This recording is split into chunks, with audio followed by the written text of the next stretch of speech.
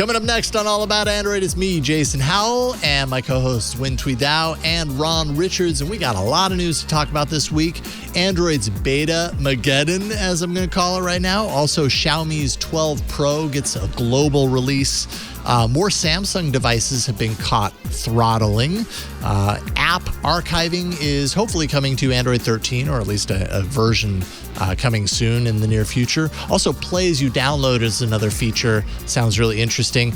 Improving smart home control with an update to the Home app that I think is long overdue. Plus, your email and a whole lot more next on All About Android.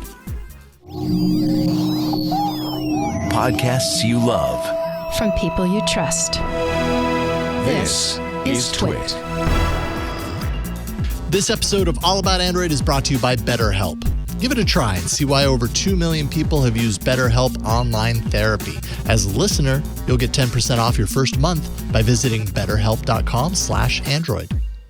And by Coinbase. Cryptocurrency might feel like a secret club, but Coinbase believes everyone should be able to get in the door. Whether you've been trading for years or just getting started, Coinbase can help. For a limited time, new users can get $10 in free Bitcoin when you sign up today at coinbase.com/AAA. Hello, welcome to All About Android. This is episode 569, recorded on Tuesday, March 15th, 2022. Your weekly source for the latest news, hardware, and apps for the Android faithful. I'm Jason Howell. And I'm Ron Richards.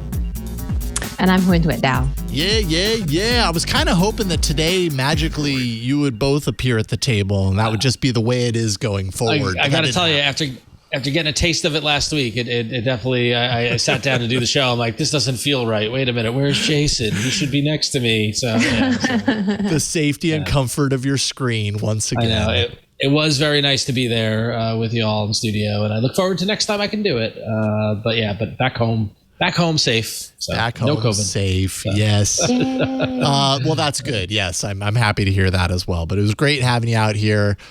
When next time you're in the area, definitely let us know. We've got a spot at the table for you. It'd be awesome to do a show with you in person. We'll make it happen. Heck yes.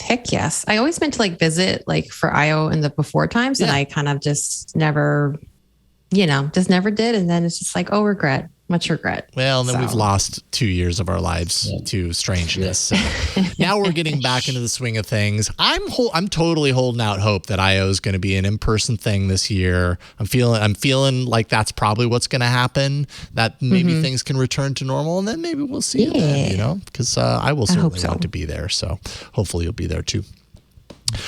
We have a lot of stuff to talk about, and I kind of can't wait to talk about this top news item. So let's jump right in and check in on some news.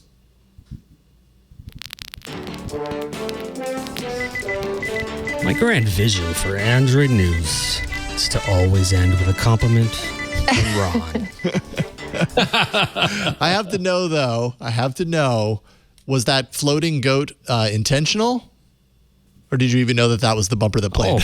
Oh yeah, of course. Okay, all right. Totally. I mean, relevant, dude. It's in the Android news article. I don't think he knows that there's a goat floating across the screen. Anyways, thank you, Berg. All right, Win. This is awesome because we did already. Actually, I realized we kind of already talked about your time on the Android show. Not this Android show. The Android show that Google put out. But now everybody's had a chance to watch it and to hear kind of there was some news to pull from it.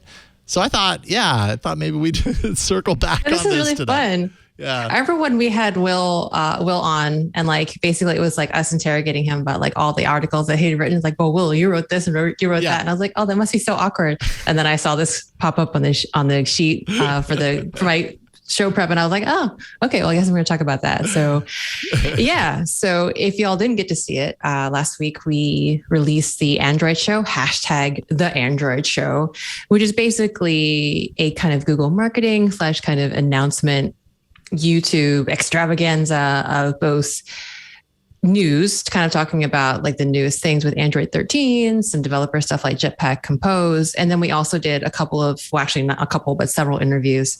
And there was kind of like the three main themes were Jetpack Compose, animations, and tablets. Tablets can't get away from large screens. Mm-hmm. And part of that was basically a small segment where we did an interview with Rich Miner, who is one of the co-founders of Android, and now is CTO of tablets. And we really kind of wanted to ask him, so what's the deal with tablets, and where does Google see large screens and their role in it? And why are tablets a thing right now? Why are we coming back to this conversation? And yeah, that was basically it. And Rich had a lot of really interesting things to say. I think that, you know, for me, as well as a dev, like I've seen the enthusiasm and the push from Google to develop large screen experiences. But, and then I say this, it's kind of like I'm piping up my own stuff. So but I do sincerely mean that I was actually very interested in what Rich had to say, because he kind of talked about a few angles that I wasn't aware of. And I think one of the biggest takeaways is that, yes, in 2019, they saw a kind of big shift in tablet sales, and that, you know, that in just in general, Rich sees it as kind of a moving of folks from laptops to tablets. Like maybe that tablets are, you know, kind of maturing. Third-party manufacturers are coming out with great peripherals. People are kind of like getting into tablets as a way to, you know, replace their laptops, which are generally larger, a little bit more expensive. And, you know, and Rich was basically saying, yeah, he just sees the shift continuing. I think that he cited some, like roughly cited some figures saying that tablet sales are keeping track with and possibly one day surpassing laptop sales. Right. And basically, yeah, which was really interesting to me. And I think the laptop angle is pretty interesting because I never thought about that myself. I'm always kind of thinking, how do I take a phone thing and blow it up to a tablet? But I think the kind of insight that maybe it's not necessarily that we're taking phones and making them bigger, but that we're taking laptops and making them, I guess, a little more portable, even though they already are portable, a little bit cheaper. And that coming at it from that angle. And I think that what he'd like to see in the future, or what he expects to see in the future, is people trying to find a niche for tablets. Like, because like, I think what was interesting was he said, well, when we first, you know, developed like phones like Android and iOS, that it was all about taking real life and putting it into a phone. And they had to make, you know, web experiences, they had to make desktop experiences fit on a phone. And now we're kind of one level above that, where we're trying to make experiences fit on a tablet. And what he would like to see is, you know, tablet only or tablet specific. How can we really use tablets in an appropriate way, not just size up phones, but what are, as we've already talked about in the show, what are the killer tablet applications that are going to make people think, oh, this is cool. So yeah, I did that. I didn't do that. Rich did most of the talking. I just asked questions. I just thought it was awesome to see. You did great. Yeah, you did a fantastic job. Both of you did. Thank you. And they really produced that show. Let me say, it was a production. Like there was a lot. I actually got into like a proper recording booth, and I had the headphones on. There was a little recording light. It was really great. And then it was like a proper film crew. So it was a really good experience. And yeah, I mean, if you're interested, I mean, there's usually it's very developer heavy. Of course, I sent it to all my family, and the feedback was all like, "We really didn't understand most of it, but you did a great job." I've heard that one before. I've heard that one many times, actually. So, but it was really fun, and I really did enjoy and appreciate Rich's insight into it, because because anecdotally, I'm actually hearing that more and more. Like, oh, like my parents or my friends' parents actually don't have laptops; they have iPads and other tablets. So it's kind of, I never thought about that before. So I just think like this is kind of part of, for me, even this week, a recontextualization of tablets, even as like an Android dev, and trying to figure out where we fit into it. And I think it's really interesting. And this really got me thinking, is that, you know, we keep kind of struggling with making phone apps like blow up to tablets. But really, like from this perspective, from what Rich was saying, tablets are more like in the space of desktop laptops. And so maybe and again, kind of like what we were saying, but I think just very explicitly that, yeah, there's going to be a crossover point where tablets aren't big phones. They're really just lighter laptops. And that maybe that is like the approach. And that kind of got me thinking a little bit of Chrome OS and having a separate, and like, I mean, Chrome OS was trying to do that already, right? But it's not working.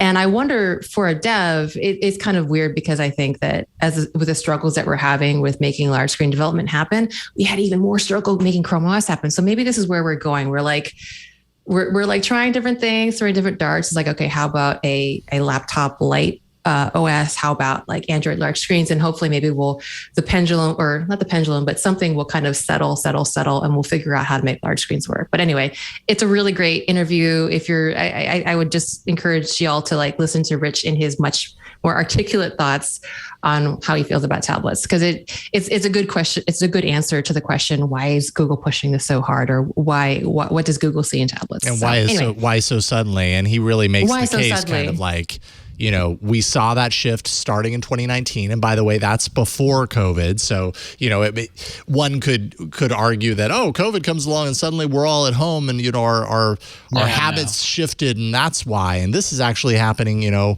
by his estimation anyways, at least a year prior to that. And Google looking at tablets through a different lens. Now, I guess we just kind of hope, you know, because Google's done a lot of work with 12.1 to make things better for the larger screen form factor. And now we just kind of hope, okay, our developer's going to then pick up the ball and run with it. And that goes back to that goes back to the vicious cycle, because if there's not enough people buying and using tablets, then it'll be hard for developers to justify the time and the effort. And, you know, and that cycle goes unless Google steps in and starts funding development or partnering with people or like really making the push for it. But it's funny because, you know, after watching that and talking about it and you know, kind of mentioning it here, you know, I'm trying to think of, as a tablet user, you know, the tablet experiences that are most noticeably different on tablet versus phone or even desktop or whatever. And of course it comes to mind, and of course it's a Google app, but, you know, technically like the YouTube app itself, if you watch horizontally and also the YouTube TV app, you know, it doesn't, like most, you know, media consumption apps, you know, Netflix, Disney Plus, what have you, the video goes full screen. It takes up the full width of the tablet. Yeah. But on the YouTube TV or YouTube apps, the video content actually takes up maybe 2/3 of the screen. And then, like, especially on YouTube TV for sports, you get a panel with a bunch of sports references, with statistics and like ways to enhance what you're watching, because you do have, like, you know, that connection to data, but that screen real estate to bubble up other information contextual to what you are watching. And that's what makes me think about, like, what is a tablet experience different than just watching a baseball game on TV? Right. But the difference between that extra contextualized kind of opportunity and just a dumb screen. To fill the screen with the video, because as he said,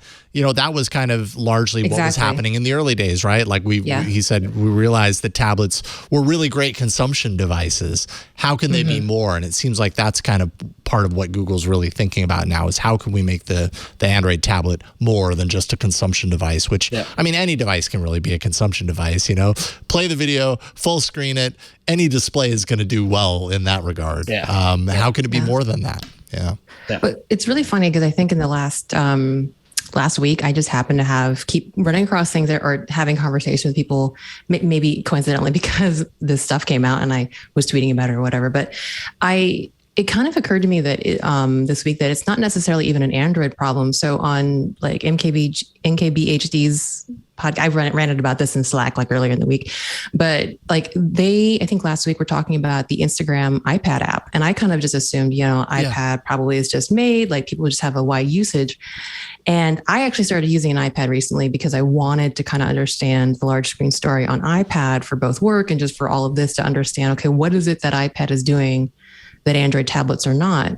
And what was really surprising to me is that the Instagram doesn't actually have a full iPad experience. Like if you look at it, it's literally just the phone experience, like floating in the sea of iPad. It has been for years. Yep. And it has been for years. And it actually came up on Waveform, which is MKBHD's podcast with, and I'm a terrible person, I forget his host name. And he actually tweeted at Nathan Morrissey, I think Nathan Morrissey, who is the head of Instagram, and they had a back and forth a little bit about it. And it was really interesting to me because like the things that the head of Instagram cited as reasons why they don't have one are exactly the problems that we have. Like basically, it takes effort. Like any additional screen is extra overhead. They don't have the usage on it. And, even though Instagram is a huge successful app, even though it's part of Meta, they probably presumably have a lot of money. What was the comment was like, it's leaner than you think. And so the workings of a company and where they put money and where they invest is a lot different than you assume. Just because a company is a several billion, many billions of dollars company doesn't necessarily mean they have the money to throw at every single little thing. So if they don't see the usage, they certainly aren't going to put the money in there, which I thought was absolutely fascinating. And then other things like they made comments like, we know we're not developers, but isn't it easy to like add a tablet experience? Like, and I was like, oh my gosh. So this is you gotta love hearing that as a developer. Well, isn't it easy? I'm sure I've said it on this show before. It's got to be pretty easy to just blah blah blah. We have no idea. If you don't know, that's what you think. And I just thought it was really interesting that maybe so maybe it's not necessarily that these things are easier for the iPad. There's some other missing sauce here that it's not necessarily about it's easier on iPad or that it's a given on iPad, that you're always going to have like an app. I just thought that was super interesting. And I just keep thinking about it. And I used an iPad this week. I used it for crossword actually, which was really, really fun. Anyway. No shame in using an iPad as far as I'm concerned. No shame. I mean, it's a great tablet. I mean, there's a reason that it's been as successful as it is. Period. End of story. All right. Well, that's awesome. Cool Congratulations on that interview and the show. Really great stuff. Ron, you got the next one. Yeah. So get excited, those of you who want more beta programs, because guess what? You want betas in your beta.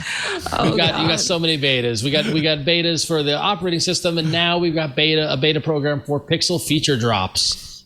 So the Android 12 QPR3 Beta 1 was released last week. And QPR stands for quarterly platform release, which is the insider lingo for the Pixel feature drops. Anybody already enrolled in the Android 12L beta will be automatically updated to the QPR3 Beta 1 on the beta track. But many people are confused and upset that they are now on a perpetual beta cycle, and if they want off the beta train, the over-the-air update will wipe their device to start over. So in order to avoid a wipe, users would need to not install the new beta over the air, then manually flash to 12.1 stable, and then unenroll from the beta, which is challenging even for and time consuming even for the most expert level of phone user. And this is made more difficult for Pixel 6 owners, of course, as there is no stable 12.1 version yet available. So, because Pixel 6 keeps getting plagued by this whole version thing. I mean, this is, on one hand, it hasn't really impacted me directly that much. Like, I kind of don't care. But on the other hand, it is a mess. Like, it really actually is quite surprising that Google's big flagship device, the one that it's really, marketed, especially this time around as like a big sea change for its hardware efforts, has been so marred with this whole update thing. And it's really impacted, people are, I think, understandably upset about that. It's kind of like I bought a Pixel because I wanted the Pixel experience, and we're not getting the Pixel experience with the 6. And again, I kind of don't feel that personally. Like, I'm whatever, but I also am okay to encounter issues and bugs because I'm so damn used to it at this point because of this show. But I don't know. I think people have a right to be upset if they are, that they're not getting what they were promised. I mean, I had to look up which version was which between 12L that became 12.1, and then what's 12 QPR3, and then there's Android 13. I kind of had a little bit of a developer crisis of faith or something. Do I actually know what's going on with Android? Because I don't think I do. Because there's so many betas, and it's so hard confusing. To keep up on it now. Yeah. And I actually had to look it up, and it's QPR3 could be thought of as 12.2. So I think 12L is 12.1. QPR is going to be 12.2 sorry. Now, see, I can't even explain it. So so the it's 12.1 is 12. Well, this is going to be 12.2, and then maybe we'll just be into 13 before we get any further. And by the way, also, I totally effed up the head of Instagram's name. His name is Adam Mosseri.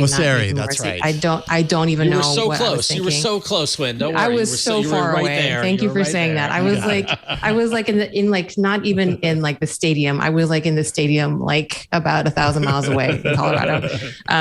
My bad, sir. But anyway, yeah, it is so confusing, and this is the kind of thing that makes me think, am I really a dev? I can't follow this at all. I don't understand what version of Android this is. It's complicated. I don't know that it's necessarily you're not a dev if you can't follow Google's complicated beta rollout of a million different things all at once. Which on one hand, it's kind of like, okay, great. Well, they give you the options. We like to have the freedom and the option to kind of pick and choose. But on the other hand, it is confusing. And should be reminded that, probably a lot of people, or some of the people that are getting confused are people that probably don't have a reason to run the betas anyways, other than interest and kind of curiosity. It's like, like I'm not a developer and I install betas, but I'm always curious to see what the latest and greatest thing is. I know I'm not alone, but I realize in doing that I'm going to encounter stuff that doesn't work or that might, slow me down. And I guess I just kind of accept that personally, but not everybody agrees, I suppose. So anyways, it's getting a little confusing, but there you go. They make you work for it. That's what we learned. Yeah. So yeah. And you really appreciate it. Yes, exactly. Yeah. Exactly. Yeah. Google loves to have all of us beta test their products for them endlessly forever and ever. Yep. Google has pushed out an update to Android devices in Ukraine via Google Play Services. So this was news that happened last week. This is good news. It's the air raid warning system. It's going to supplement the country's existing air raid alert systems. And I mean, it's no surprise that Google could do this. They already kind of had the system in place with earthquake alerts, earthquake warnings. So they're basically using the same system for this. And it uses, it uses the device's approximate location, and then it sends air raid notifications as they're, sent out and needed. Google does reiterate that the location data is private. They're not tracking this information, doing personal tracking or anything of that sort. But very useful, I know, in some of the tests that we read about with earthquakes. I have to imagine this is going to be useful as well with air raids. It's just kind of depressing that something like this needs to exist in the long run anyways. But I think that's a really great use of Google's technology. And so I think everybody was kind of happy to hear that was happening. Yeah. A little bit of positive news there, I suppose, in the midst of a lot of negative news. Thanks, Google. That's pretty good. So, all right. Well, this is a good time to take a break and thank a well-timed sponsor. This episode of All About Android is brought to you by BetterHelp. And listen, we all know we're all adults here, and relationships take work. A lot of us drop anything to go help someone we care about. We'll go out of our way to treat other people well. But how often do we give ourselves the same treatment? This month, BetterHelp Online Therapy wants to remind you to take care of your most important relationship, the one you have with yourself. Whether it's hitting the gym, making time for a haircut, or even trying therapy, you are your greatest asset. So invest the time and effort into yourself like you do for other people. And listen, I know, people think that therapy comes with a lot of baggage. They don't want to talk about it. They might be embarrassed. There might be some shame there, some guilt, or just not knowing what it can do to help. And I'll tell you straight from the heart, I've seen therapy help loved ones, friends, family. I've gone to therapy. I found it extremely helpful. And in this day and age, now BetterHelp is coming to us with an even better way to help yourself, to get the help that can, whether you have small problems or big problems, a helping hand is always a good thing to take. And now BetterHelp lets you do that through their online therapy that offers video, phone, and even live chat sessions with your therapist. So you don't have to see anyone on camera if you don't want to. It's much more affordable than in-person therapy, and you can be matched with a therapist in under 48 hours. Give it a try and see why over 2 million people have used BetterHelp online therapy. This podcast is sponsored by BetterHelp, and All About Android listeners get 10% off their first month at betterhelp.com/Android. That's BetterHelp, BetterHelp.com/Android. And we thank BetterHelp for not only keeping us centered and keeping us focused and keeping us better people, but for sponsoring this episode of All About Android. Thanks, BetterHelp. Big time thank you to BetterHelp. For sure. I've actually used their service, and it's fantastic. It's really worth checking out. So check it out, betterhelp.com/Android. All right. It's time for some hardware. It was kind of light this week, I'm not going to lie, but we have some stuff to talk about. Don't you worry in hardware.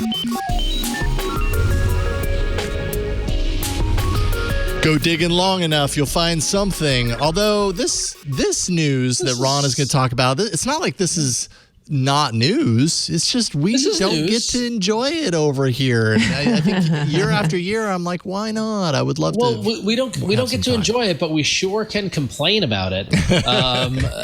So Xiaomi's global launch of the Xiaomi 12 series has arrived. So that happened. Even though we can't enjoy the Xiaomi phone, we can look at it and talk about it, because the Xiaomi 12 and 12 Pro have the Snapdragon 8 Gen 1 with up to 12 gig of memory and 256 gig of storage. The Pros get a 6.7 inch QHD plus 120 hertz LTPO AMOLED, a matte frosted glass finish to repel fingerprints, which I find fascinating.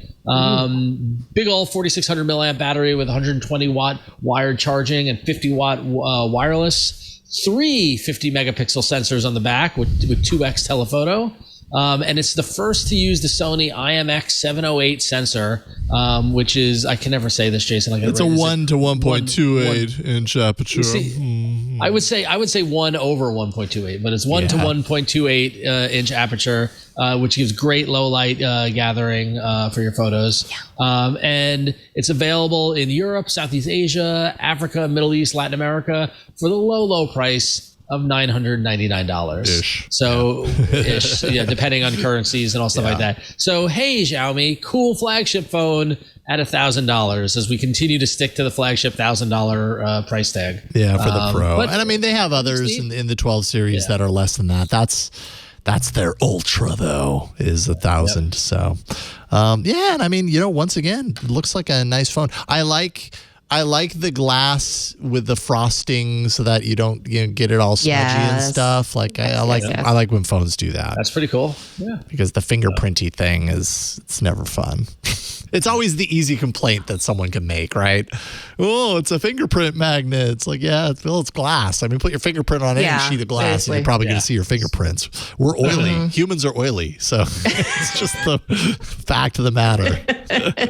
So the frosted glass thing is a good way around that. But when I'm curious from a developer standpoint, because I know developers have to think about how their apps run on different devices. How and I mean, Xiaomi is such a powerhouse in other parts of the world, not here. But how, what has your experience or your team's experience been like testing with Xiaomi phones, or is that something that Google handles in the cloud and you don't have to do directly? Oh no, we had to deal with it. Actually, I think Xiaomi is in one of our top, for Trello specifically. I think Xiaomi is in our. I want to kind of give it some leeway in case I'm wrong, but just like with the Instagram head's name, absolutely wrong. But I believe that our Xiaomi's in our top 5 in terms of OEMs that our app is installed on. And yes, we've definitely had issues. Just like, we always complain about occasionally Samsung having these very specific, particular OEM bugs with just how they have their own particular flavor of Android works. Occasionally we get bugs that only happen on a Samsung device. And so usually in that case, our dev, our really awesome tester, Eric, usually just has a whole little setup of many different flavors and varieties of phones that he's able to kind of test on, usually tries to keep it with the flagship. And that has definitely happened where we have had a Xiaomi specific bug and it is really, really hard for us to debug. Interesting. We have emulators, which are basically they're emulations of an Android device, but it can never replicate really the specific OEM, eccentricities in their flavor of Android. So having physical devices is really important. And when we have something like Xiaomi, which makes up a huge part of our demographics, and we can't actually test on it, we just do the best we can. But it's really hard. A lot of times you just kind of go on the web, you research. And a lot of times if you're having this problem, someone else has had this problem before. For sure. Yeah. And so you do the best you can, especially as being for example, a US based developer, you kind of just read do research. And then a lot of times it's literally writing in code. If device is a Xiaomi, do something different. Like we've literally had to do that. Yes, it is absolutely nasty. You should never do that. And we don't want to that's like the old, if I, in website development, if Internet Explorer, then do this, if everybody else do that. Yeah, right? exactly. Yeah. Oh, exactly. Man, yeah. So yeah, and it's kind of a thing. Like sometimes people like, I think, if someone, this is not like a industry approved strategy, but because we have quite a few folks like in different parts of the world working at Atlassian, if someone is in the neighborhood and can pick one up for us, sometimes we'll ask someone, but that's a very informal way to do it. Like hopefully you would have hopefully like maybe a testing lab or some other like a device lab in the cloud where you can actually remotely test the physical device. I know that sounds a little bit weird, but you're kind of almost like remotely accessing like physical devices, and that can be really handy. But yeah, it can be a pain. Yeah. And it's just one of those really interesting things about Android development where at some point you got to test it on a real device, whether that's like actually having it in someone's hand or being able to, again, use a cloud-based service. But yeah, it's really tough. And if you're a developer trying to do that, please, please, please don't do that. But if you have to, you have to. And so if it makes you feel better, we've had to do that. And usually we also try to like prioritize it. If it's something that, it's not crashing the app and that that the user can recover from, we'll try to leave it, because that kind of code is just, it just creates like debt. We call it tech debt. It just creates tech debt for later. Yep. It's interesting that you put it that way, because that's kind of what I was thinking when you were talking about this. I was like, oh, well, great. I can understand the downside of doing that, because sometime later, you never know, there might be a change to the phone where that flag is no longer needed. You as a developer have to remember to go back and then remove it, because then you're creating this kind of like legacy road or speed bump. That could create problems. Yeah. We recently had like an Android 8 specific bug. It was like Android 8 specific bug. And I think Android 8, we support down to 8 or 9. So we're like right at the cusp of, okay, we still support it. We're getting close to like saying, okay, we can no longer support this lower version of Android just because it would be just too much of a maintenance burden on us. And so it becomes that kind of conversation too, is like, okay, is this bug worth fixing? Is it like crashing the user, or is it just kind of causing a blip and they can recover from it? And there's all these kind of like conversations that happen, and looking at statistics, looking at what are people using, how bad it is. It's like, it's all kind of, there's no like formula you can apply to it, but it's real. And it's one of the, I don't know, it's weird. I still feel kind of proud as an Android dev to, I say it's a real pain in the butt, but it's a very interesting look into the reality of having all of the different OEMs, all the different devices you have, and trying to promise people that you can support software for as long as you possibly can and as wide as you possibly can. And yes, it's hard. Mm-hmm. It's hard, but yeah. I believe it. And what's interesting to me, it occurs to me, is that the next story is kind of like, it's kind of like the opposite of what you're talking about, right? It's like on the Xiaomi side, developing your app with a little speed bump, that makes it work for that particular phone. And then this next story, of which we did talk a little bit about last week, is kind of like the phone creating a little speed bump to work with thousands of apps. But anyways, when you have the next story, so go for it. So we definitely talked about this last week, and this has been pretty spicy. I know everyone's kind of a little bit mad at Samsung yet again for something else. And we talked about this last week, where it turns out that Geekbench found out that a large class of Samsung phones were using their game optimization service, which is used to really measure temperature and battery level to adjust system performance. And everyone was really mad, understandably so. And so this week, Samsung has released a firmware update for the Galaxy S22, which basically will remove CPU and GPU performance. I liked the way that, was this Android Police? I like the way that Android Police phrased it. It basically removes Samsung meddling from your GPU and CPU performance. I absolutely love that. And they've actually introduced a new mode. It's basically just a switch in Game Booster, which is a Samsung app that is kind of just meant for gaming. It allows you to kind of do some streaming stuff, but kind of like streaming associated stuff when you're on your phone, kind of just not dissimilar to the game dashboard, the Play dashboard. Yeah.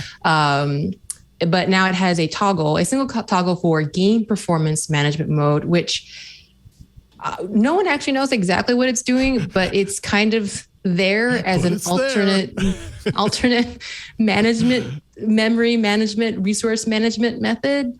I went to look into this, and it's literally just a switch.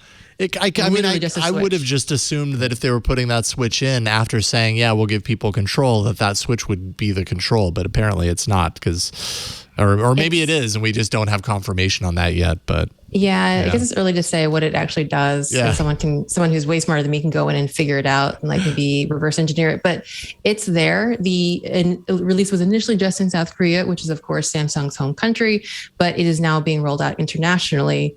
Although on the flip side of this, that is a firmware update for the S22. Unfortunately, as is also reported by Android Police and others, that it is not just the S22 that is having this throttling happening. It is also the Galaxy Tab S8 Plus and Galaxy Tab S8 Ultra.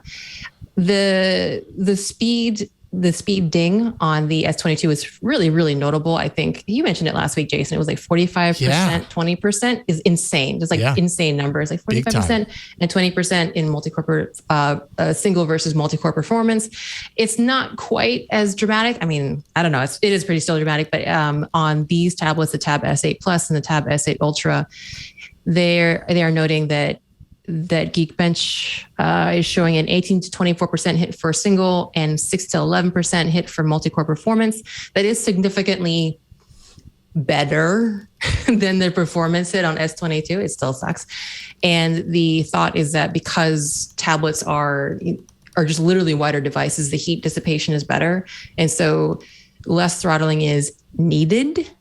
So, but that is a thing. And it looks like kind of much older tablets don't have this issue. It seems to be just kind of more recent tablets. And I think someone said just looks like the S8 and S8 Ultra and S8 Plus. Older tablets like the S7, S7 FE, S5e did not throttle performance and delivered, as expected results. So yeah, those don't have the update yet. The update is just for the S22. So we'll see how this shakes out. It's unsurprising that after all the backlash, Samsung put something out, but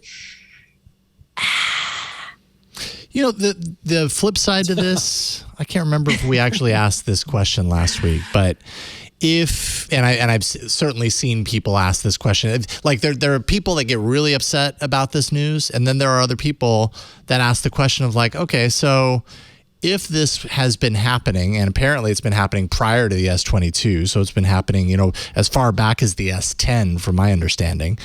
If that's been happening since then, and no one knew about it, and we didn't notice anything going on, what's the problem? You know what I mean? Like there's some people that are asking that question, and I think that's a fair question, right? Like if we didn't actually recognize or know. I mean, I still feel very strongly that like if this is actually happening, it doesn't give the developers any sort of agency in that decision, right? So that's a ding. It also doesn't give the user any agency as far as whether they are okay with that, to air quotes improve performance, or maybe there's a lot of users that are like, no, just give me maximum performance. Like I just want all. I want all the power of this device to be thrown at it. So no question, Samsung should have roped both of those in. But from an effect standpoint on the other side, if no one noticed any issues, like, is this more of a problem than it needs to be? I don't know. That's a really great question. I mean, for sure. Let us know. AAA@twit.tv. You can let us know how you feel. It's got to be the question of how you feel, and part of the thing is that how much do you trust the manufacturers and the developers behind the device that you use, right? Yep. So if it is safe to assume that the group who designed the phone presumably know it inside and out and its guts and how it works and all stuff like that, and might make adjustments based on what they've seen to make the device work its best for you. Mm-hmm. Now that requires you giving up some autonomy in how your device runs, but like but the same thing happens, on desktop. Like how much insight do we have into the Windows kernel or to the Linux kernel or to the to whatever it might be, and like what is happening under the hood? Every time my Mac starts sounding like it's a jet about to take off, why is it doing that? Is it and are they working to try to minimize that and all this sort of stuff? And so these are just such complex machines that I'll be the first person to say I'm not going to admit that I'm not going to claim to know the inner workings so well that I can tell you that this was truly bad or not. But I do think that, on a level of like what we talked about last week and now with this is that, the fact that it's a distinction for some apps and games means that there's some decision tree that's happening there that could be exposed to users to give users options. And Jason, to your point, probably the majority of users wouldn't know where to look for it to turn it off, much less that it existed, right? So then, if a tree is throttled in the woods, does it bother anybody? It's kind of that question. Take the philosophical approach to it, but so yeah. I will say that I'm all for transparency for users, and I think something that's interesting is that if the devs don't know this is happening, there are decisions when you develop that could be informed or altered by knowing that a manufacturer is going to throttle your performance. And I mean, it might not be that much. I mean, again, I'm not a game developer, which is like a whole nother set of awesome skills that I don't have. But I do feel like transparency in terms of knowing, like, the S22 is a flagship device. You're going to highly expect that if you're a game developer, especially if you're, in a really, top tier, super complex title. I don't know. Do they have AAA games for mobile? Is that a phrase? But I think so. Is that a thing? Is it just okay? So yeah, I would say so. That what? Probably people have different opinions as far as like what an actual AAA game is, but I would say there are AAA games. If you're a AAA like mobile game developer, I mean, I'm just assuming that you would want to know what could happen on a flagship device that probably a lot of people are going to hope to play your game on, and so it's all about transparency. And certainly, I think. To be fair, I think you're right. I think some consumers wouldn't care. Like for PCs, I don't overclock my CPU. I don't really go into the guts of it. I know how to build one, but I kind of just let it do its thing, and I barely notice. I know some people are sensitive to probably performance way more than me. Just like there's all your audio files out there can hear like the sound of a dragon wing beating its wings like over your like really expensive headphones, and I probably am just like, yeah, sounds nice. So obviously that's the case, and like the people that are really being able to measure this thing are a lot smaller than the wider consumer audience. But I don't know, transparency, help everybody out here. Let's be honest about things. Yeah, and I suppose the other part of this that I didn't really mention in that kind of equation is the fact that part of this was done to trick a benchmarking app, as well. So there is that kind of deception aspect of it too that doesn't ever sit well with most people. And then finally, and there's not really a whole lot to talk about here other than to say that Nothing is about to announce something. It has an event set for March 23rd. That's next Wednesday. So you're going to have to listen to another show before we actually get to the news. Although by next Tuesday, maybe we'll actually have some leaks and stuff to talk about. Next Wednesday, 9 a.m. Eastern, they're going to announce whatever their upcoming hardware is. Have to imagine this is the smartphone. We talked last week about the kind of the like shady kind of hidden camera footage of a smartphone looking device being shown off at MWC. And so it's happening. .gif. You can go to nothing.tech and you can RSVP for the event. They also just secured, by the way, a funding round of $70 million to, quote, create new product categories in partnership with Qualcomm and its Snapdragon platform and grow operations in London. So, that's a nice, solid round of funding to kind of arm them with the resources that they need to enter this next phase. Have to imagine a smartphone. So I'm curious to see a smartphone that is transparent. I don't know. Like, I feel like we've seen fake versions of that before, but we haven't seen a truly transparent smartphone, to my understanding. I wonder if that's very excited. I'm very excited by that prospect as well as this entire thing. Cool. I'm a little annoyed. I'm a little annoyed at the Wednesday date, but whatever. They'll learn. They'll learn sync that up with them. this They'll show's learn. on Tuesday evening. But it's not even what got me excited. What got me more excited than the idea of a transparent phone was the fact that that they're going to show the product roadmap at this event, which is not just like here. They're not going to unveil the phone. It's going to say here's a product roadmap which suggests multiple products and a commitment to time being here for a while. So like I'm just excited for them to pull back the curtain more so than just those earbuds to see what they're planning. Yeah. Always excited to hear something from nothing. Yeah, something from nothing. Sure. The phone's for free. No. All right, let's take a break, and then we got some app. It's like app/developer news. There we go. Hey, they got it in the headline. Money for nothing and Money chips for from the nothing. Series B, says Brian Heater from. I think that was that's a dang good headline. Yes. That's excellent. Most excellent. Credit where credit's due. If you get it, you get it. There you go. All right. This episode of All About Android is brought to you by Coinbase. Coinbase, Coinbase. You've heard about Coinbase. Everybody's talking about cryptocurrency. You might be, on the outside looking in, wondering like, is this something that I want to, kind of invest some time into, invest some money into potentially? If you've been following the cryptocurrency craze, now's the time to start getting involved. And Coinbase makes it quick and easy for you to start your own portfolio and learn to trade like a pro. Coinbase is backed by the world's leading investors and keeps your portfolio safe and secure while, of course, obviously adding crypto into your mix. Coinbase offers a trusted and easy-to-use platform to buy, to sell, and spend cryptocurrency. They support the most popular digital currencies on the market and make them accessible to everyone. I mean, the app's super easy to use. If you have a cryptocurrency that you hear about, you can pull up the app, do a quick search. Sometimes you'll find cryptocurrencies that are indexed there so that you can follow them over time. They might not support them yet. You might not be able to buy them through Coinbase at that point.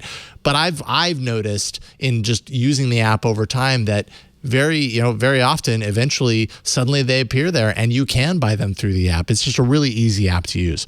They offer portfolio management and protection, learning resources, and of course the mobile app that I was talking about, so you can trade securely and monitor your crypto all in one place.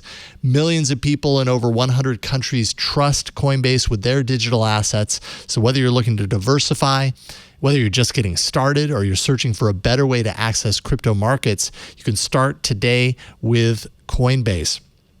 Cryptocurrency used to be so complicated. In some ways it is. It still is complicated. But now there are apps and services like Coinbase that make it a lot easier to use. So for a limited time, new users can get $10 in free Bitcoin when you sign up today at coinbase.com/AAA. You can sign up at coinbase.com/AAA for $10 in free Bitcoin. This is a limited time offer, so be sure to sign up today. That's coinbase.com/AAA. See the full terms at coinbase.com. We thank Coinbase for their support of All About Android. All right, we've got some app news. It's like app/dev news coming up right now. Just about. Right now. Now. Berg's rolling his eyes. I can hear his eyes rolling over there right now. Okay, so yeah, it's almost 2/3 of this app block are dev related because there have been some announcements in the past week. Got our devs and apps. So here's what we're going to talk about. First of all, Google announced to developers that a new feature is coming to Android that's going to allow for app archiving. And I know what comes to mind when I think of app archiving. You used to have that phone, Ron, that archived apps when, right? NextBit Robin. NextBit Robin. There you go. It was very cool. So very cool.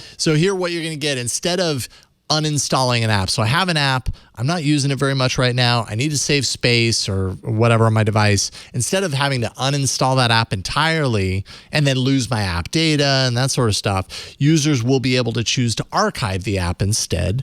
Google says users will be able to reclaim around 60% of the app storage temporarily by removing parts of the app. It can be reactivated easily. You can restore all of that user data in the process. My guess is that the user data doesn't go anywhere. It's just components of the app do, but that's just a guess. It'll be supported in a new archived APK format. That's capital A, archived APK, a new format. Google says developers should be on the lookout for an upcoming version of Bundle Tool 1.10, a tool I've never used. Maybe you have, Win. And launch of this feature is unknown. Like, they didn't give specific timing, but who knows? Maybe we'll see it in Android 13. But yeah, Win, what do you think about this? What are your thoughts on archiving versus uninstalling? Yeah, I know. I love this because, especially with Android application development, there's, we on the show talk a lot about, again, like flagship phones, the new hotness, always the new version of Android. But a lot of Android users are folks in emerging markets, are, folks with like kind of lower resource phones. And so as developers, you generally try, if you can, sometimes it's impossible to make your APK size as small as possible, to use up resources as little as possible, to use up storage. Storage actually is a really big one as well. Just literally like how many gigabytes you can of actual file storage on your device. All these things are really important. All these things are kind of like day-to-day thoughts and feelings that developers have. And I really like this idea a lot. Like for us, there's a lot of different things that come into play when you talk about trying to make the experience better for a user and use up less of their resources, like less of their battery resources, less of their storage, as already kind of mentioned, and also less of their data cap. And something that we have found, and I think I actually did an internal talk for my company once about this initiative called Building for Billions, which is basically the Android team and Google trying to say, hey, emerging markets is a huge place where Android is. And developing for someone who has a low resource phone in an emerging market is a lot different than developing an app for someone who has 5G, constant connectivity, constant Wi-Fi on a big flagship phone. And so it's just a set of ideas and practices and thoughts and strategies you can keep in mind to make sure that your app works well on all ends of the spectrum. And so this is what really, this kind of thing actually really excites me, because especially for places that have low connectivity and don't have a lot of Wi-Fi, like people will be using their phones offline or with low connectivity. And one of the hardest things is actually getting your phone onto someone's device, especially if you have a large size APK, because it takes up a lot of data cap. It takes a long time to download this thing.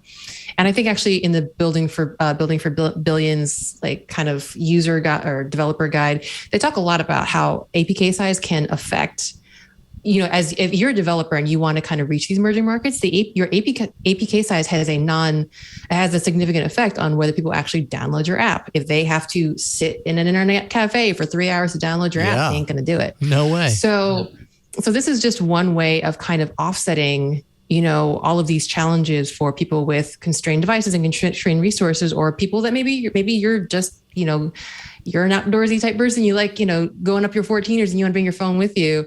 That's a little bit of an extreme case, but yeah, there's all kinds of cases where people just won't have connectivity and won't have, all these resources. Yep. So I think this is really exciting. And I think that, I don't know the actual numbers or behaviors on people, like when they decide, how they decide, I want to say recidivism. That's not the right thing, but basically people coming back to your app if they have to download it if they have to uninstall it for like more resource reasons.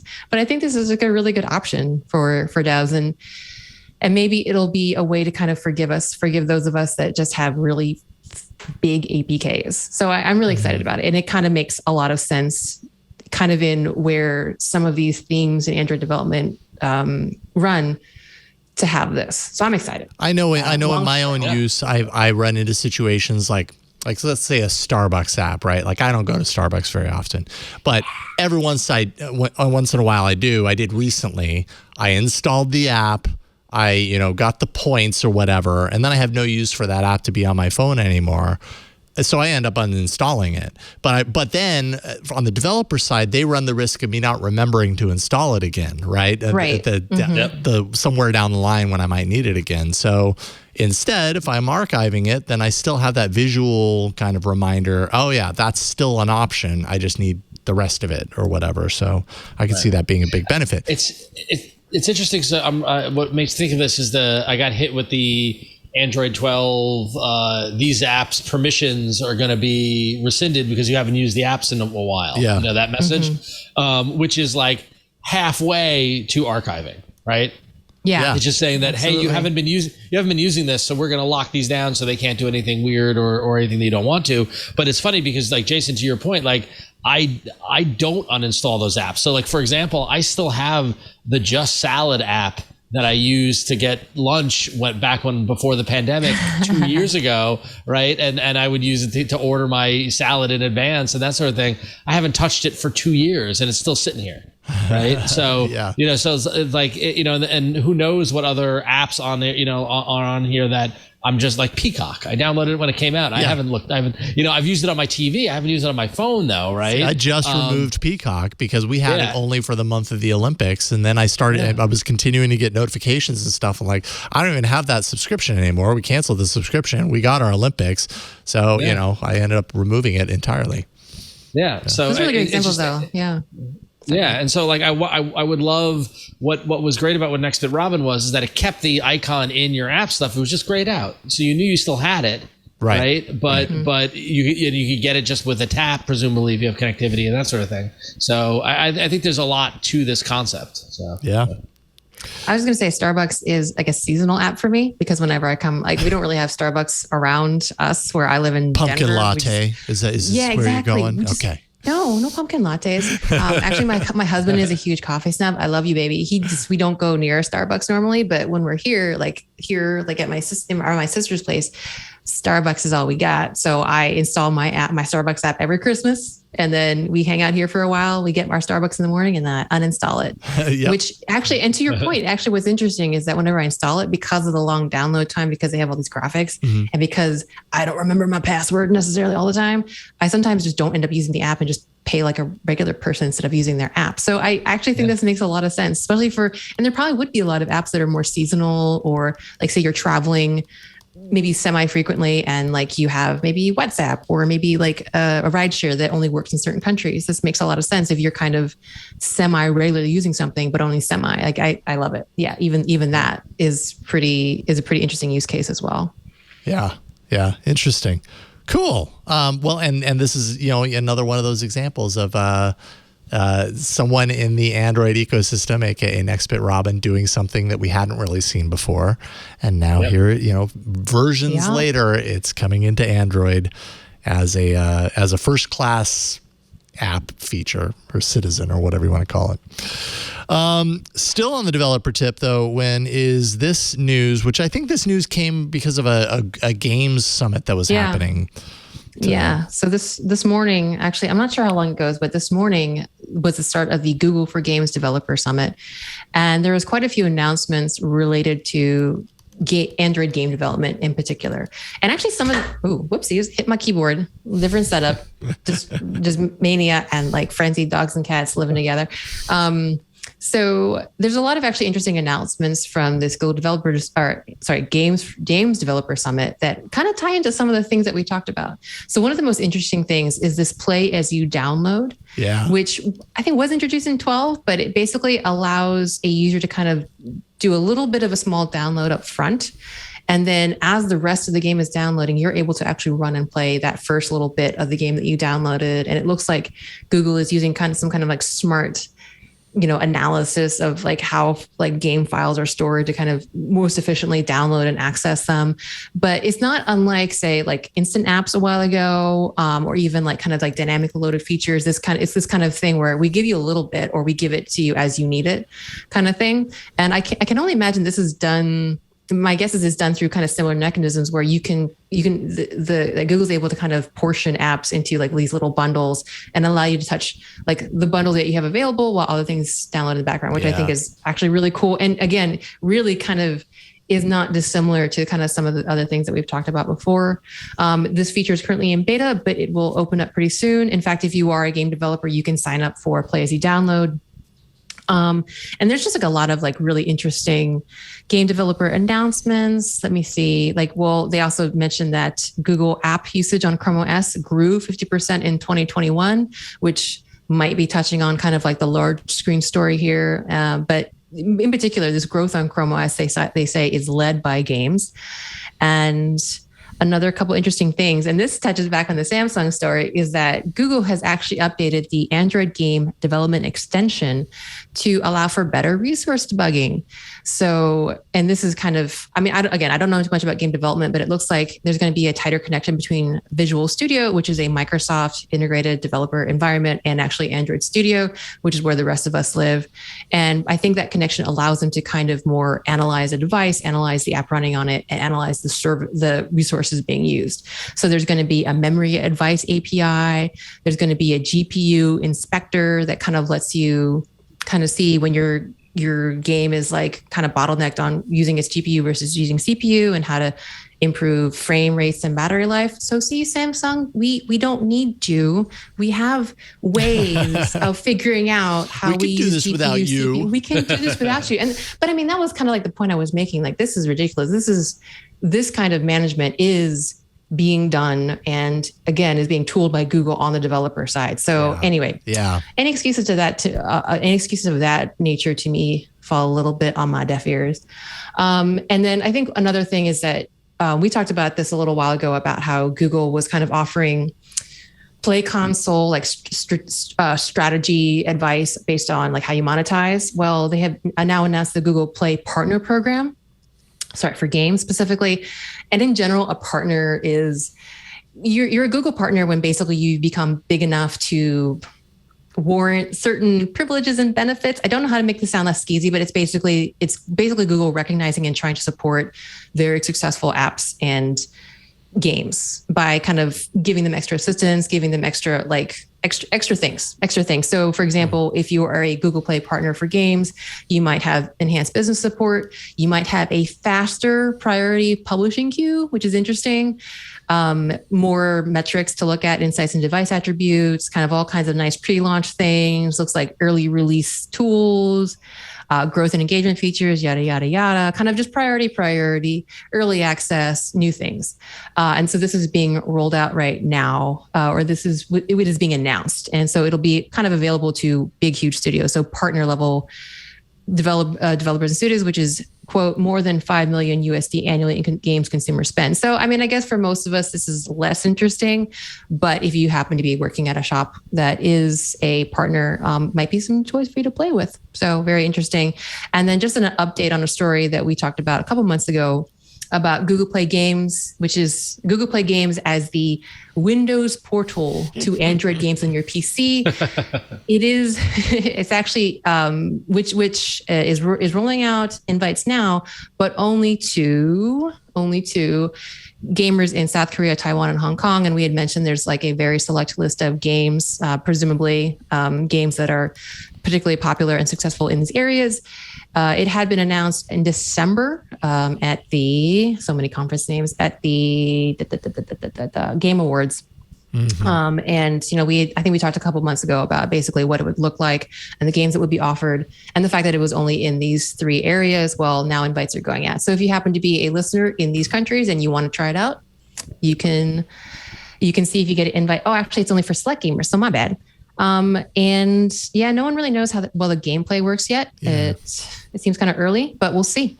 We will see. It's what's interesting to me about this, I don't know, is that it's okay. So Android has a lot of apps and games, everything supported, right? Like, I don't know how many hundreds of thousands or millions or whatever that number is. And I just remember being younger and having like a Commodore 64. I realize I'm totally dating myself right now, but how hard it was to come across a single game, and how every game was cool instantly because games were so hard to come across, right? And now we're spoiled with options at this point. Like, just thinking about the fact that there is a portal that you can install on your PC that has the potential to just play in most cases, at least to a certain degree, completely free games like we're just so spoiled now compared to where we were 30 years ago. It's unbelievable. Like it's on the other side of the spectrum to where it's like I don't even know where to begin. There's just too much to pull from. Like so, I don't know how many people are going to be using their PC to play Android games, but nonetheless, it's cool that you can. I suppose. Be curious to see what the usage of that is. Yeah. Curious, that's for sure. Yeah. So. All right. Well, so for our last bit of apps news, I hope everybody's sitting down because it's an earth shaker. Google is updating the Home app to look more like the home control settings found in Android 12.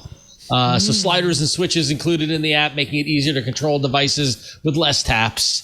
And it looks to be a server-side switch, so expects that change within the next few weeks. And as somebody who uses the Google Home app on a regular basis to control light, like I'm constantly dimming lights, and currently right now it's the whole circle. You got to go like that, I'm in support of this change. I do think that it's a little more superior now in Android 12, so I'm glad that they are unifying and adjusting from there. I look forward to using this update when it comes out. Yeah. Totally agree. I saw that. I was kind of like, okay, I got to find something else for apps. And then I saw that. I was like, all right, it's not the most like earth shattering news in the world, but it's actually a really welcome update to that Google Home app. Because sometimes you open that Home app and I don't know how filled your smart home controls are in that app. But I mean, mine is pages and pages, and it's almost to the point to where it's unusable. It's like, it's too comprehensive. It's funny that you say that, because I was literally, while I was in the Bay Area, I was visiting a friend of mine who is very into smart home stuff and stuff like that, and we were having a conversation about it because I was just like, the smart home, like now that I'm a year into my house and I've got light bulbs and the thermostat and all this other stuff working, it's not quite there yet. Yeah, it's not quite there yet. I didn't mention it, but a couple weeks ago, half my stuff just stopped working. Like the Philips light bulb, Bluetooth light bulb that I have in the living room just disconnected from Google Home, and it took me like 3 days of like retrying to connect it before it finally worked again. Even my Google Home Mini just lost its Wi-Fi connection. I had to do a factory reset to have it get it back on the Wi-Fi network. Like things just don't stay consistent. And even when they do, for me, the biggest test is like I went away and leaving the smart home in the hands of my wife, who is as normal as they come, and she was just literally just turning the light on and off with the switch and the light, because it's just like it was too annoying to yell to hey G to turn the light off and have 3 Google Homes respond and does the right thing do, and the other thing that annoys me, and now I'm just ranting about all this stuff, because the Google Home integration, it's like I don't always need the talk back validation. Yeah, true. You know what I mean? Especially if it's like 11 o'clock at night and the kids are in bed, and I say, "Hey, G, turn off the living room lights," and it goes, "I'm turning off the living room light." Like, no, shh, quiet, because I had the volume up from before. Yeah, exactly. So hey, G, quietly turn off the living room lights. It's not a great command. Yeah, it's not quite there yet. Yeah, there's a whole bunch of stuff where I know in the lab they think it's great and look at what it can do, but it comes down to that practical 24/7 living with it, where there's stuff that's more annoying than not going back to the fact that I still can't get YouTube Music to only play music on the Google Home and not play video. But at least now I can swipe to have the clock cover up the video. Yeah. No, but I think that makes a lot of sense, because the idea with voice command is that you don't have to go in and turn the little skew Morphic little dial this way or that it should be an easy, fast input, right? But it doesn't work. Actually, at our house, Google doesn't like me anymore. Like I asked Google to turn off the bedroom lights. She doesn't listen to me. My husband does it. She does it. I think she's mad at me. And also along the lines of Google, can you not keep talking? Is she keeps telling us by the way, ask me for other things that you can do. I was like, girl, I've had you for 4 or 5 years. I know what you can do. Yes. Just stop, please. And but that's why I think this story actually it's kind of okay, it's not a lot, but I think it's just making sure that all the avenues of input are optimized or as frictionless as possible. Because I'm telling you, I'm getting really tired of talking to my Google. Sorry, Google, but sometimes you're a pain. Yeah. But yeah. Yeah, totally agree. I will say just real quick before we move on, Ron, we have Hue lights in our house as well, and we replaced all of our switches with the Hue switches, which I realize is a little expensive to do, but that takes care of it all, because then it just kind of moves them over. Well, that's my next big project. That's my next big project is that I have 3 outdoor lights that are all on the same a bank of 4 switches on the inside. Yeah. And so what I want to do is I want to put switches, like smart home enabled switches, so that I can control, and schedule, like at sundown, have the light turn on and that sort of thing. Yeah. So that's my next big project. But, we'll see. Yeah. The promise is there, right, with smart home, and it is pretty cool to see how far we've come, but we're just not quite there. It's not perfectly delivering on the promise quite yet. Yeah. All right. Coming up next, that sound that you just heard is the sound of your email coming in live in real time. Not really. AAA at twit.tv or 347-SHOW-AAA. We have an email, first of all, from Ian Bailey in Salt Lake City, Utah.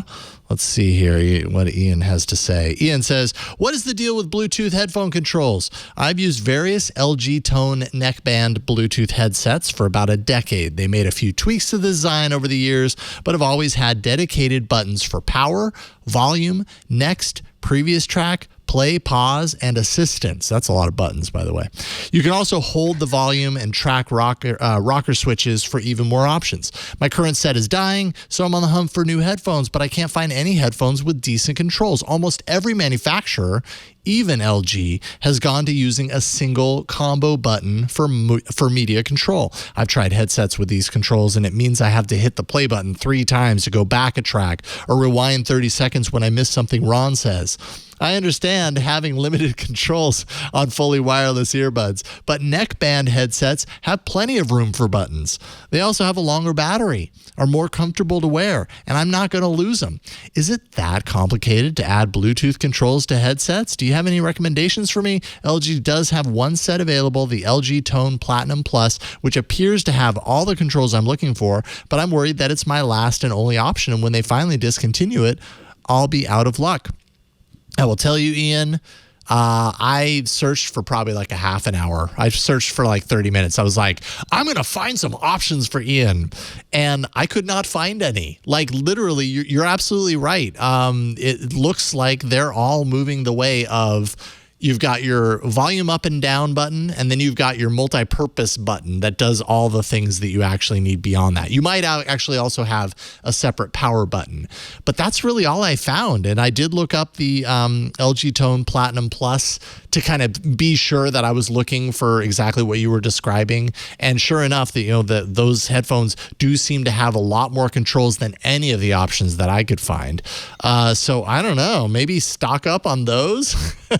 I don't know what your options are. If you really, if that's the hill that you want to die on, I think you're going to have a hard time. It looks like, and I'm guessing that the reason that they're doing it is because it's just cheaper, right? It's less components, less complexity. You can do all of the same stuff in software based on how many times a single button is pressed, that, as opposed to requiring a number of different pieces of hardware to be, routed into the device and everything. That's my guess. I don't know if I'm right, but they're all moving that direction. They're all more or less relying on the software to do the job that the hardware was doing before. So I don't know what to tell you. It's kind of a bummer, but that seems to be the way it's going. Yeah. How many sets of headsets would you recommend that he stock up with, Jason?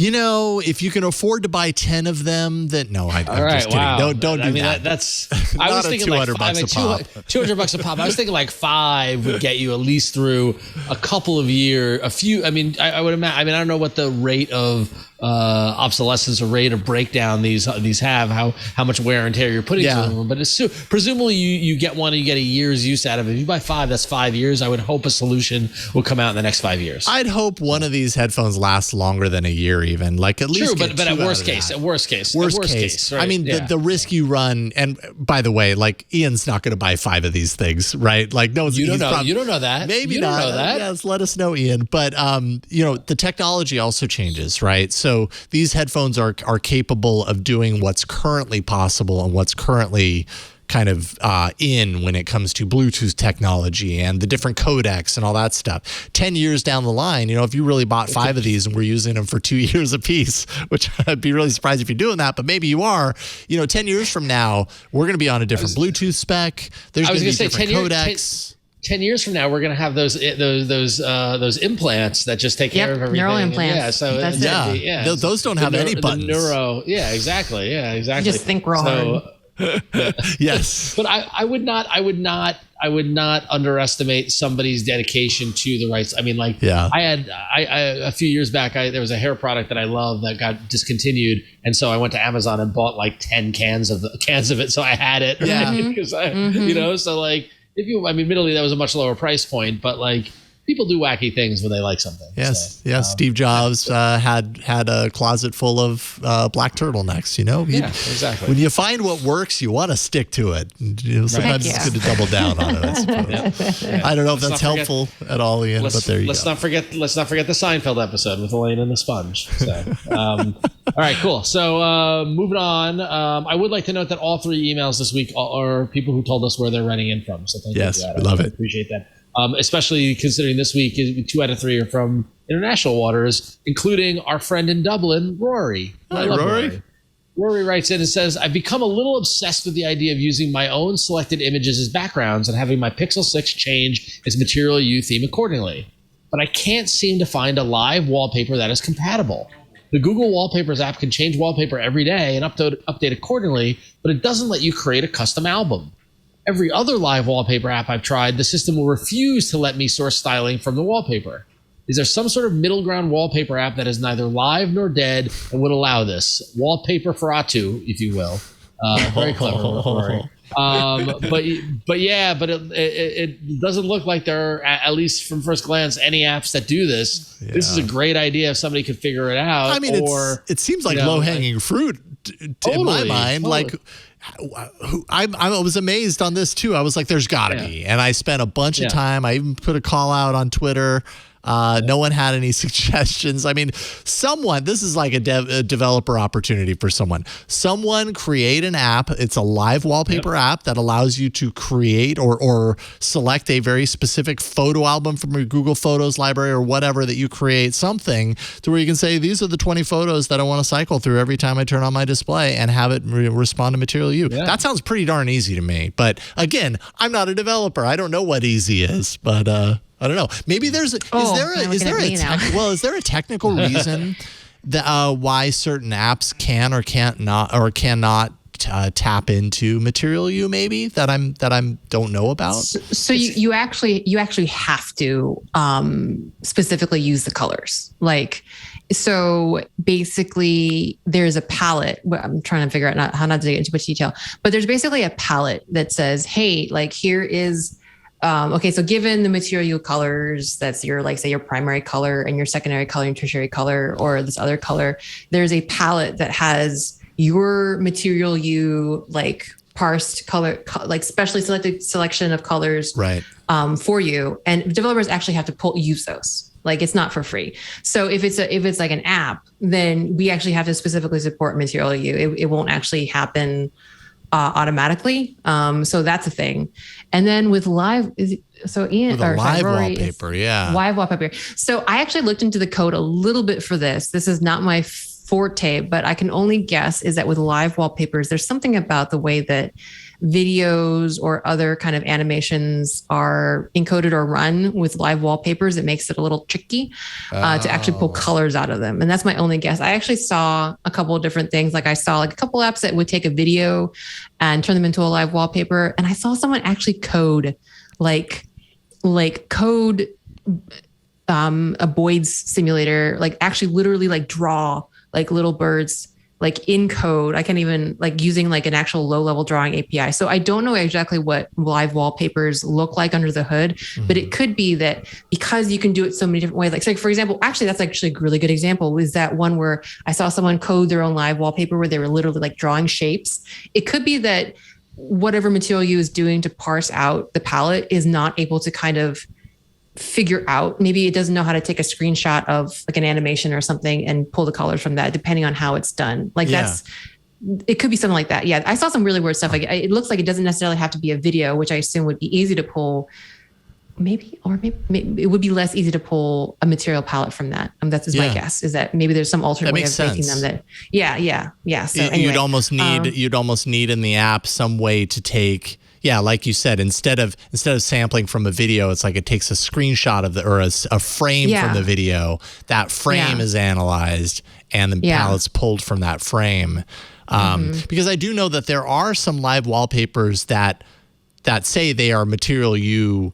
Like they support Material U, but none of them are like, point this at your photo library. It's like they've been coded to be their own thing. So they're obviously doing something different underneath the hood to make that happen. Yeah. So I think in that case, if it isn't like a custom thing, and it's them, they probably have their own custom animation where they can say, hey, check the Material U palette, bring in that color and we'll use it. So it might be just that they haven't crossed the streams. That's not right.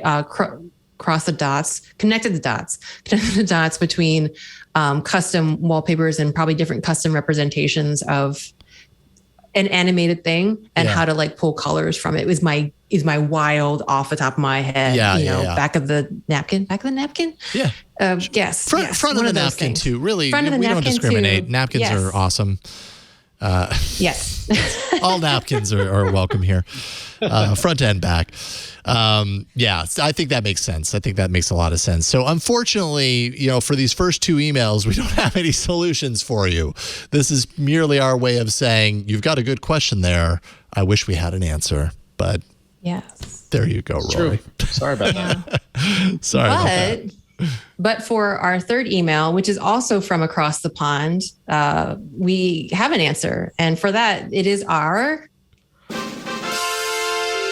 email of the week. That's the first time I think I did that half decent. Yay! Yay! No, you did great. I was like very nervous about it. Well done. Well done. Thank you, Bert.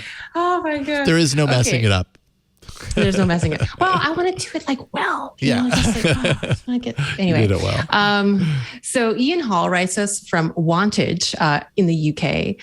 I updated my Pixel 4a last Monday with the March update. Then on Thursday, I woke to a message saying, your phone doesn't meet software standards. You cannot make contactless payments with this device. It may be rooted or running uncertified software. Dang. I contacted Google support via Google One as I have a subscription and eventually got put through to someone in Google Pay. Needless to say, they couldn't provide me with a solution and said they would get back to me. I looked on the support website for my account and noticed two entries. One was a generic support ID, but the second one said to arrange a device replacement. Really? Or something to that effect. Sorry. Really was me, not Ian. Right. Or Ian. Anyway, sorry if I mispronounced your name. Let me see. But the second one said to arrange a device replacement to something to that effect. I eagerly waited for Google to get back in touch. Over the weekend, I saw an article on 9 to 5 Google detailing the very same issue I have. It's Monday as I type this, and I have just had an email from Google support asking if my device is rooted and what version of Android I'm running and the Google Pay app version. No mention of a replacement phone. And lo and behold, when I checked the support page, the ticket for the replacement phone has gone. I wish I had taken a screenshot. Eesh. You don't need that screenshot, though. I have a feeling this is fixed. It looks like it was from 12 from the March drop. It looks like, I think, 9 to 5 reported that a lot of people that had installed 12 the March update were having this happen.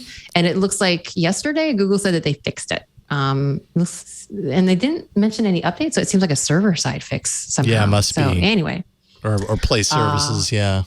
I'm guessing.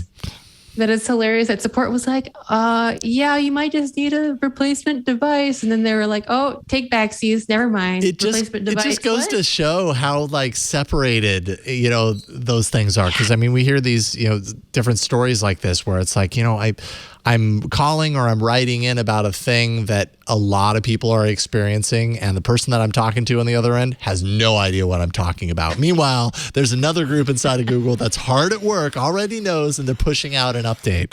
It's like, just get on the same page. Frustrating.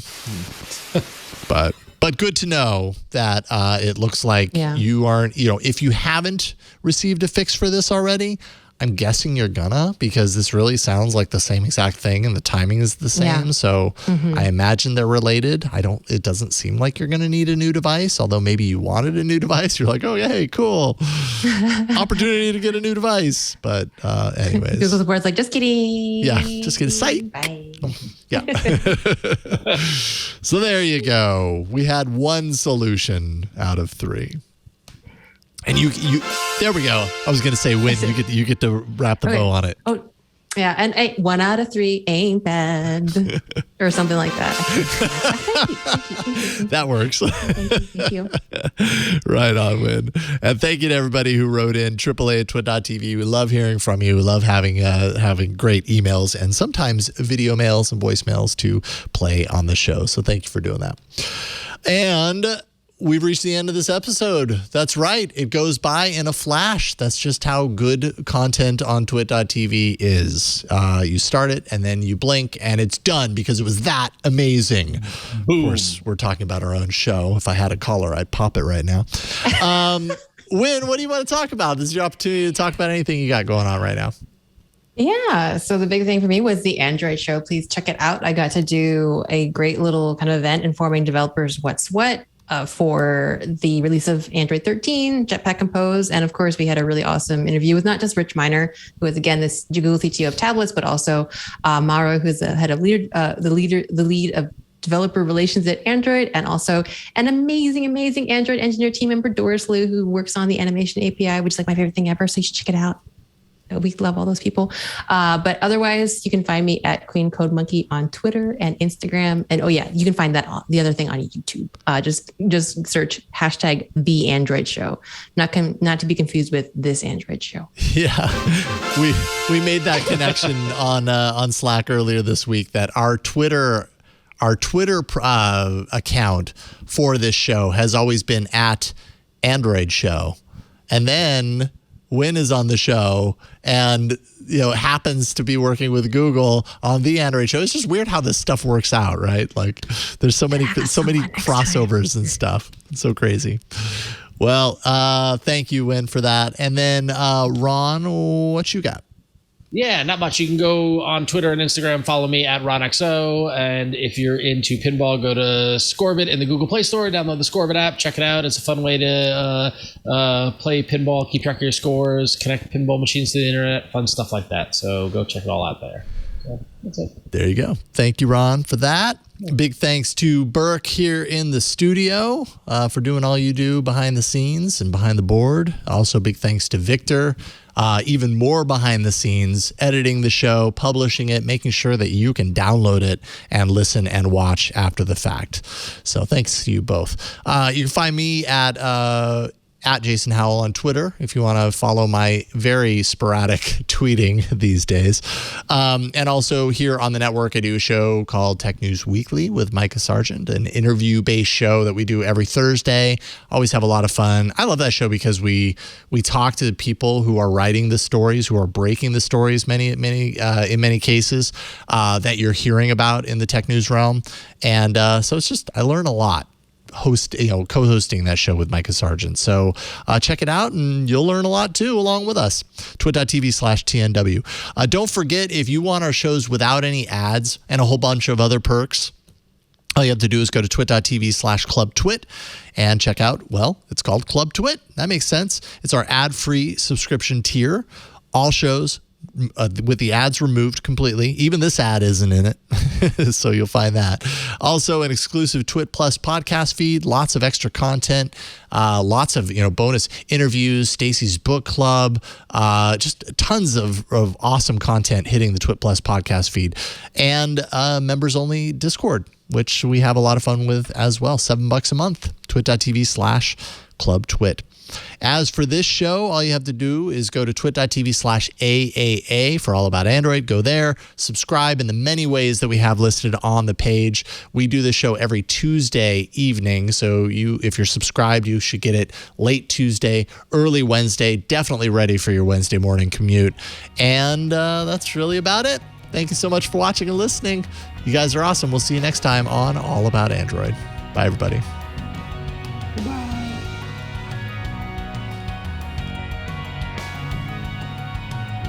Hey, I'm Rod Pyle, editor of Ad Astra magazine, and each week I'm joined by Tarek Malik, the editor-in-chief over at space.com, in our new This Week in Space podcast. Every Friday, Tarek and I take a deep dive into the stories that define the new space age. What's NASA up to? When will Americans once again set foot on the moon?